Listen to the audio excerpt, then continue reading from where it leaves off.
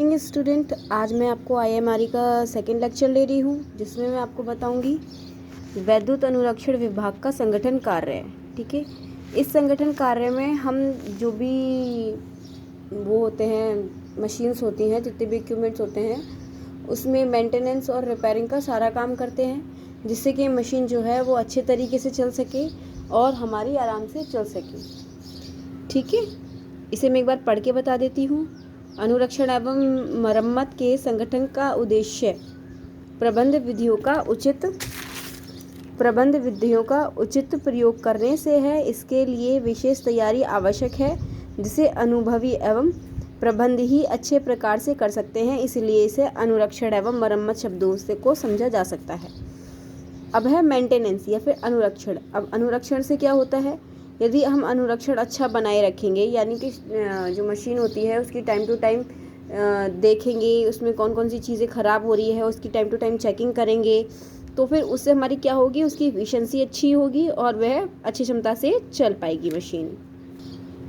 अब है वैद्युत अनुरक्षण विभाग का दफ्तरी कार्य। और दफ्तरी कार्य में हम क्या करते हैं कि जो भी उसका कागजी कार्रवाई होती है, जैसे कि आप मशीन चेक करेंगे तो एक आप विवरण बना लेते हैं कि हमने इसमें ऑयल टेस्टिंग की है, ऑयल टेस्टिंग में हमारे ये रिज़ल्ट निकले हैं, उसमें रिज़ल्ट लिखते हैं, उसका सारा डेटा लिखते हैं। इसी तरीके से हम उसकी मशीन के एक एक पार्ट को चेक करते हैं, चेक करने के बाद उसको लिखते हैं। तो वो सारी हमारी जितनी भी कागजी कार्रवाई होती है वह हमारा अनुरक्षण विभाग की दफ्तर में होता है।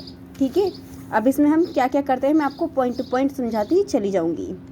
यह इंस्टॉलेशन यंत्र उपकरण आदि युक्तियों की जानकारी हेतु तकनीकी जानकारी संभाल कर रखना, ये सब काम किसका होता है? दफ्तरी कार्य का। इनका रखना और समय समय पर उनके लिए किए गए अनुरक्षण तथा मरम्मत कार्य की देखभाल करना।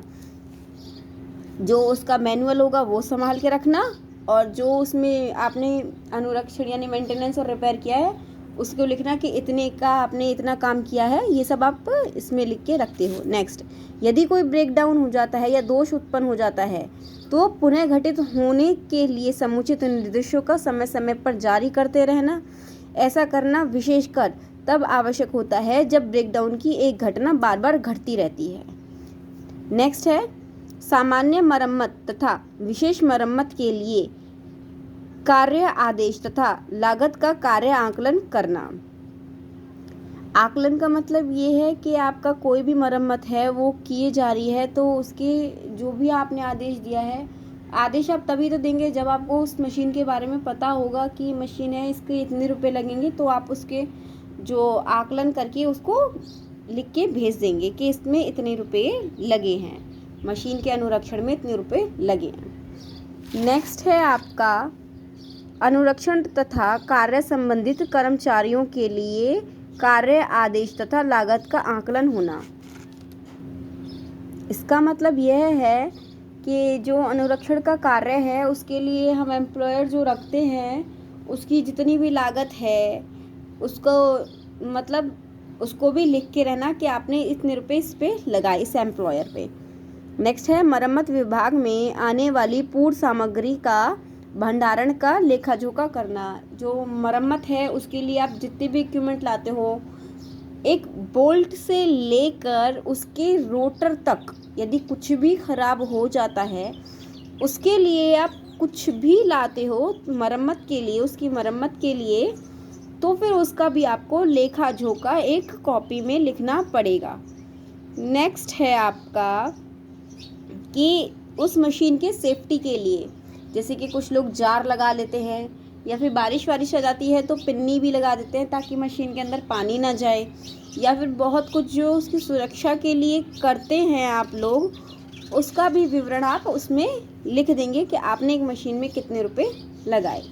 नेक्स्ट है संयंत्र अनुरक्षण का इतिहास। किसी संयंत्र का वह प्रमाण पत्र जिसमें उस संयंत्र यानी उस प्लांट की संपूर्ण लेखा जोखा दर्ज रहता है उसे संयंत्र का इतिहास कहते हैं। संयंत्र का इतिहास मतलब ये है कि आप किसी भी कंपनी में जाएंगे तो आप उसके ऑफिस में जाएंगे तो उस ऑफिस में उसके बारे में सब कुछ लिखा रहता है कि यहाँ पे ऐसे ऐसे इतने इतने रुपए का इंस्टॉलेशन है, यहाँ पे इतनी मशीन्स हैं, हमने ये लगवाया, मतलब जो भी होता है वहाँ पे उसको उसका इतिहास कहते हैं।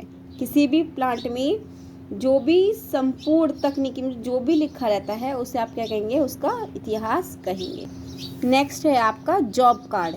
ये इम्पॉर्टेंट टॉपिक है एग्ज़ाम के लिए, ठीक है। इसको आप अच्छे से याद कर लेंगे। ये एग्ज़ाम्स में बहुत बार आया हुआ क्वेश्चन है आपका, तो इसको आप अच्छे से पढ़ लेंगे, ठीक है।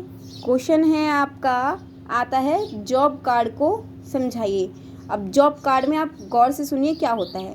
जितने भी टेक्निकल आंकड़े मेंटेनेंस में, मशीन में जितने भी टेक्निकल आंकड़े जहाँ रिकॉर्ड किए जाते हैं उसको आप जॉब कार्ड कहते हैं। इसे रिकॉर्ड कार्ड भी कहा जाता है, जिसमें आपकी मशीन के टेक्निकल आंकड़े यानी कि जितने भी आपके टेक्निकल आंकड़े भरे जाएंगे उसको आप जॉब कार्ड कहेंगे। अब इसमें क्या क्या भरा जाता है वो देखिए।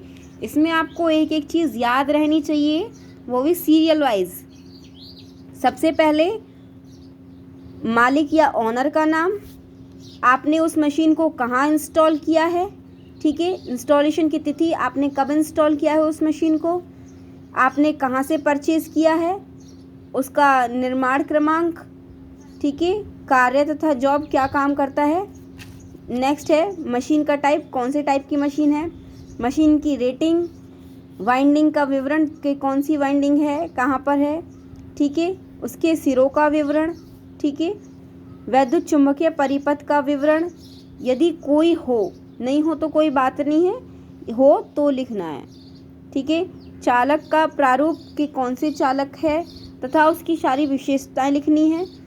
बियरिंग का टाइप, अनुमत तापन वृद्धि, किलोग्राम में मशीन का भार कि कितना उसका टोटल भार है, आपने जो मशीन इंस्टॉल की है उसका भार कितना है, और कोई भी अन्य उसमें एक्स्ट्रा एडिशनल हो सकता है क्योंकि हर मशीन होती है। यदि मैं ट्रांसफार्मर के बारे में लिखूंगी, ट्रांसफार्मर की अलग होती है, जनरेटर की अलग होती है, मोटर की अलग होती है ना। यदि कोई भी और संबंधित सूचना होगी तो आप आगे नीचे लिखते चले जाएंगे, ठीक है। आज की मैं आपका लेक्चर यहीं पर समाप्त करती हूँ, और आगे मैं आपको इसके लॉग बुक के बारे में आपको मैं कल पढ़ा